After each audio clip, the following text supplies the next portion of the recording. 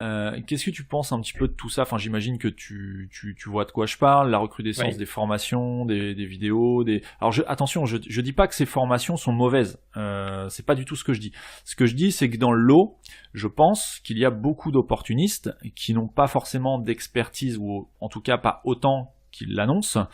Et je ne cite personne parce que je n'ai moi-même suivi aucune de ces formations. Il y a forcément des formations qui sont très bonnes dans ce domaine-là, mais qu'est-ce que tu penses de cette recrudescence? C'est plus la recrudescence que je critique, de ces formations en dropshipping depuis quelques mois, depuis voire un an.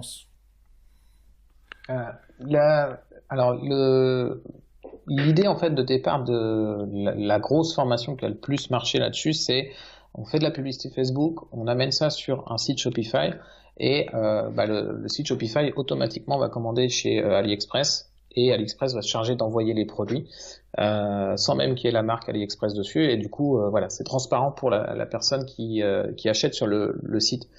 Euh, En soi, la formation en elle-même, le système est bien rodé, ça fonctionne.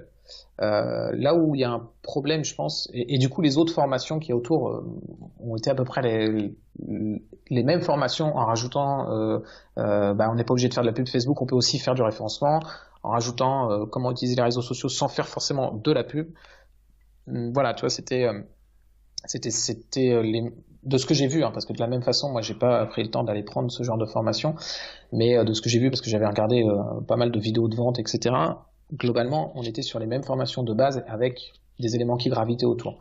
Maintenant, est-ce qu'elles sont bonnes ou pas, je sais pas, et n'ayant pas été dans la formation. Là où il y a un problème pour moi, c'est que de toutes les vidéos de vente que j'ai vues, il y avait jamais la notion de valeur qu'on allait apporter en faisant ce business-là, en fait, qui était mise en avant. Parce qu'il y a un vrai problème derrière, pour moi, avec le dropshipping tel qu'il est fait là, c'est que, en fait, on se met simplement en écran entre le site AliExpress et le client pour faire une marge sur les produits d'AliExpress. En fait, le client pourrait aller très bien commander directement chez AliExpress son produit à 1 euro. Et nous, comme on va faire de la publicité, comme on va avoir des frais, etc., eh bien, on va faire x10 sur le produit, on va le vendre 10 fois plus cher. Et c'est le client, en fait, qui va acheter son produit 10 fois plus cher pour avoir le même produit. Euh, et du coup, moi, j'avais un petit problème avec ça. Et c'est aussi pour ça que j'ai pas pris ce genre de formation, parce qu'à la limite, j'aurais très bien pu prendre et puis essayer aussi, hein, si c'était si magique que ça. Il y a certainement des gens qui ont gagné de l'argent, et j'en connais, des gens qui ont gagné de l'argent avec ce système. Maintenant, est-ce qu'ils ont apporté de la valeur? Est-ce qu'ils ont fait des gens heureux? Je suis pas persuadé. Et c'est un peu le problème qui me gênait avec ce genre de formation, en fait. Ouais, moi, ce qui me pose problème avec pas forcément les formations en elles-mêmes, mais ce système, on va dire, ce couple Shopify AliExpress, c'est aussi que ça met à mal, selon moi, l'expérience utilisateur, l'expérience de l'acheteur. Parce qu'il y a, bon, hormis tous les problèmes que tu viens d'évoquer, il y a aussi le délai. Généralement, le client qui lui va passer commande, alors que ce soit sur Amazon ou sur une boutique Shopify d'un produit expédié en dropshipping directement par le fournisseur AliExpress, qui est situé en Chine et qu'on peut trouver sur AliExpress, c'est que ce délai, en général, il est de plusieurs semaines. Or, aujourd'hui, n'importe quel acheteur sur Internet, quand il commande quelque chose, il souhaite l'avoir le plus rapidement possible. Et moi, ce que je condamne un petit peu, c'est le mensonge autour du délai. Et là encore, j'ai un exemple assez concret à partager pour Noël. Alors, j'espère qu'il n'y a pas d'enfants qui nous écoutent, mais pour Noël, voilà, j'ai voulu offrir une horloge à quelqu'un de ma famille.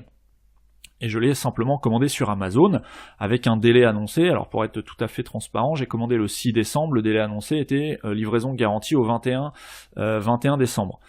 Bon, aujourd'hui on est le 7 janvier, je n'ai toujours pas reçu le produit. Donc ça pose un petit peu, moi ça me pose un problème. Et en fouillant un petit peu, il se trouve que ce vendeur, c'est un vendeur en dropshipping. Alors lui, il est pas sur Shopify AliExpress, il est sur Amazon AliExpress.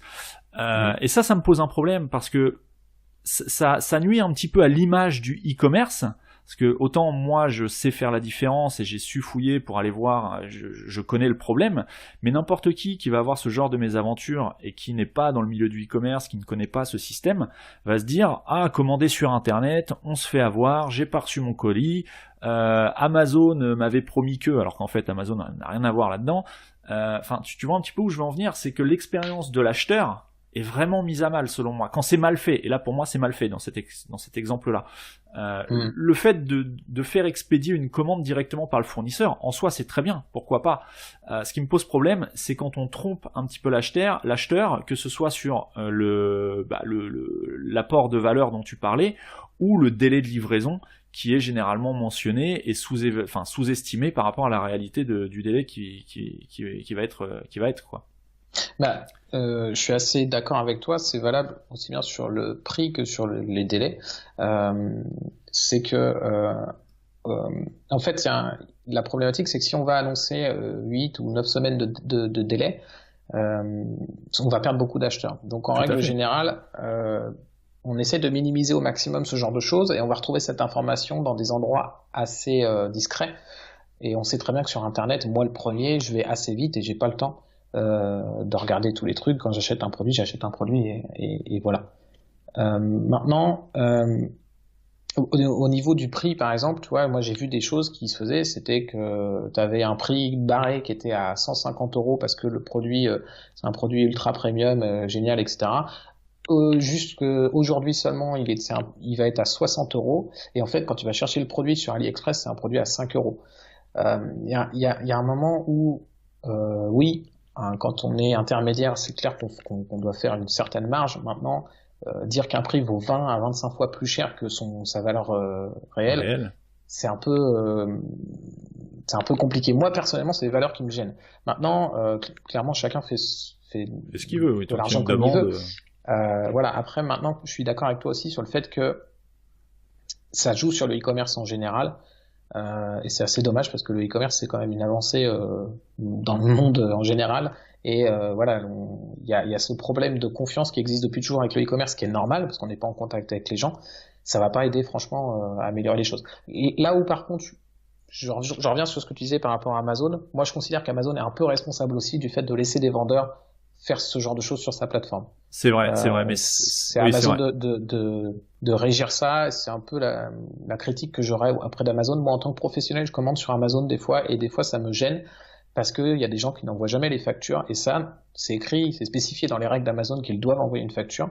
Moi, une commande sur deux, si c'est pas Amazon qui l'avance, c'est un autre vendeur, je n'arrive pas à avoir la facture. Et ça, c'est pas normal qu'Amazon continue d'avoir des vendeurs qui n'envoient pas les factures, en fait. Effectivement, ils ont une responsabilité au niveau du filtrage de leur e-commerçant, quoi. C'est ça. Enfin, de leurs commerçants.